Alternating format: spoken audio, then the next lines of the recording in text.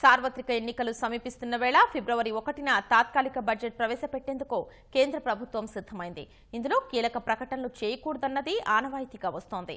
మరి మోదీ సర్కార్ సంప్రదాయం ప్రకారం నడుచుకుంటుందా లేదా ఇటీవల మంత్రులు ప్రకటించినట్లు జనాకర్షక పథకాలకు పెద్దపీట వేస్తుందా అనే అంశంపై రాజకీయ వర్గాల్లో చర్చలు జరుగుతున్నాయి.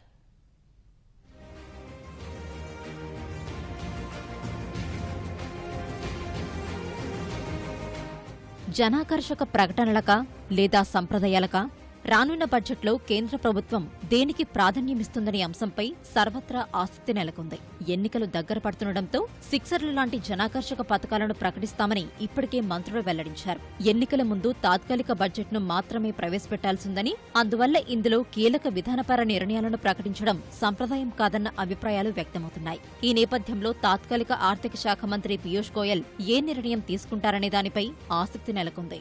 ఎన్నికల ముందు 3-4 నెలల పాటు ప్రభుత్వ వ్యయాలకు వీలు కలిగించే ఓటాన్ అకౌంట్ను మాత్రమే రూపొందిస్తారు. ఒకవేళ పూర్తిస్థాయి బడ్జెట్ ప్రవేశపెడితే ఎన్నికల్లో అదే పార్టీ మళ్లీ అధికారంలోకి వస్తే ఎలాంటి సమస్య లేదు.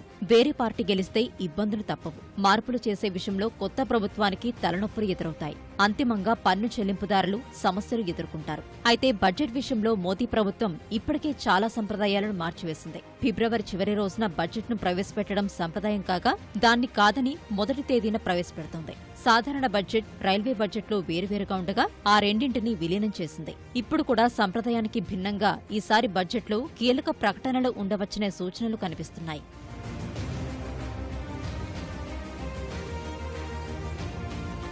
తాత్కాలిక ఆర్థిక శాఖ మంత్రి పీయూష్ గోయల్ ప్రవేశపెట్టనున్న బడ్జెట్లో ఎలాంటి జనాకర్షక ప్రకటనలు ఉంటాయనేది ఆసక్తికరంగా మారింది. ఇందులో రైతులకు మేలు చేసే నిర్ణయాలు ఉంటాయని ఇప్పటికే కేంద్ర ప్రభుత్వం సంకేతాలిచ్చింది. విపక్షాలు డిమాండ్ చేస్తున్నట్లు రైతు రుణమాఫీపై కేంద్రం సుముఖతతో లేదు. అది అందరి రైతులకు ప్రయోజనం కలిగించదని మోదీ సర్కార్ నమ్ముతోంది. ఈ నేపథ్యంలో రైతుల ప్రయోజనం కోసం రైతు బంధు లాంటి పథకాన్ని గాని, మధ్యప్రదేశ్లో అమలు చేస్తున్న భవంతర్ భుగటన్ యోజన లాంటిది గాని, రెండింటినీ సమ్మిళితం చేసేది గాని ప్రకటించే వీలుంది.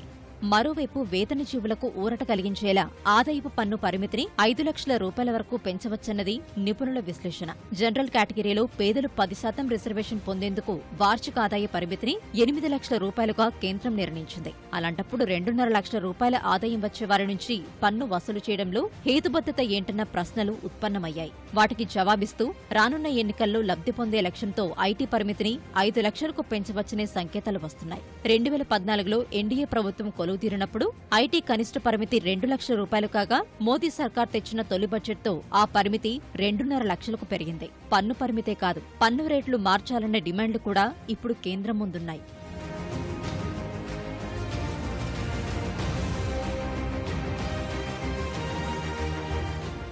అయితే ఎన్నికల ముందు ప్రవేశపెట్టే బడ్జెట్లో కీలక విధానపరమైన నిర్ణయాలు ప్రభుత్వం తీసుకురాదని విపక్షాలంటున్నాయి. ఎన్నికలకు ముందు పూర్తిస్థాయి బడ్జెట్ను ప్రవేశపెట్టడం తగదని కేంద్ర ఆర్థిక శాఖ మాజీ మంత్రి, భాజపా తిరుగుబాటు నేత యశ్వంత్ సిన్హా అన్నారు. గతంలో ఓటాన్ అకౌంట్లో చిన్న చిన్న ప్రకటనలకు పరిమితమయ్యేవారని, ఎన్డీఏ సర్కార్ ఆ సంప్రదాయాలను పట్టించుకోవడం లేదని మరో మాజీ మంత్రి చిదంబరం విమర్శించారు. చిదంబరం ఆర్థిక మంత్రిగా ఉన్నప్పుడు తాత్కాలిక బడ్జెట్లో పన్నుల చట్టాలను సవరించరాదన్న సంప్రదాయాన్ని ఉల్లంఘించి 2014-15లో పరోక్ష పన్నుల్లో మార్పులను ప్రకటించారు. పూర్తిస్థాయి బడ్జెట్ను ప్రవేశపెట్టాలని ఎన్డీఏ సర్కార్ ప్రయత్నిస్తే పార్లమెంటు లోపల వెలుపల తీవ్రంగా వ్యతిరేకిస్తామని కాంగ్రెస్ హెచ్చరిస్తోంది. పూర్తి బడ్జెట్ను ప్రవేశపెట్టే హక్కు మోదీ ప్రభుత్వానికి లేదని ఆ పార్టీ అంటోంది.